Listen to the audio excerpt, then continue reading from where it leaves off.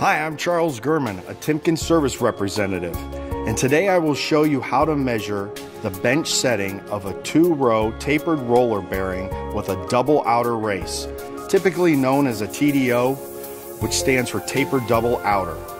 Always wear your personal protective equipment for the job. This can include, but is not limited to, steel-toed boots, safety glasses, and gloves.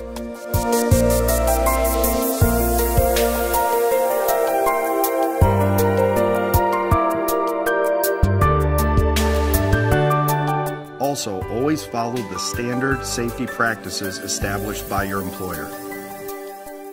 Bench setting refers to axial clearance within the unmounted tapered roller bearing, or referred to as TRB.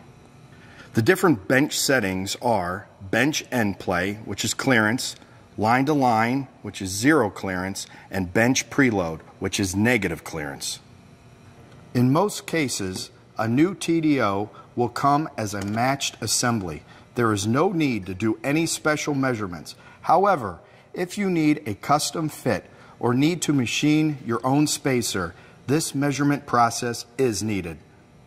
Let's also cover the terminology we will be using during the measurement process. A TDO assembly is made of 2 cones, a double cup, and a cone spacer. We need to identify the cone back faces and the front faces.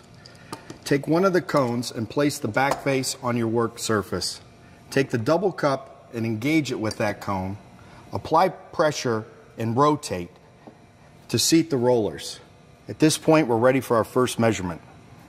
Using a depth mic, take measurements from the face of the cup down to the cone front face in 4 locations: 3, 6, 9, and 12.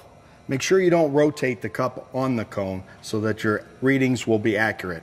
Record those and average that number. Then take the double cup and flip it so that it engages the other cone with the other race. Again, apply pressure and rotate to seat the rollers, and then take 4 additional readings in each of the quadrants, record, and take the average.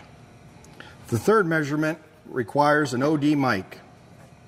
Measure the width of the cup in 4 locations around the double cup. Record that. With these 3 values, we can determine the gap that exists between the cone front faces and the bearing assembly. This gap is known as the B gap. To calculate the B gap, add the 2 averages generated from your depth mic reading and then subtract the average from your OD mic reading. If a spacer is supplied with the assembly, measure the width of the spacer in 4 locations, calculate the average, and record the value.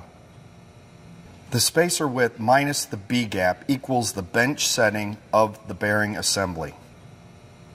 An assembly with a spacer width exactly the same width as the B gap has a setting of 0 clearance, also known as line to line. By increasing or decreasing the spacer width, the bearing bench setting can be changed.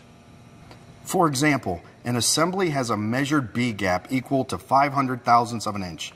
By making a spacer with a width of 502 thousandths of an inch, the assembly setting now becomes 2 thousandths of an inch bench end play. If you have any questions, contact your Timken sales or service engineer or your authorized Timken distributor.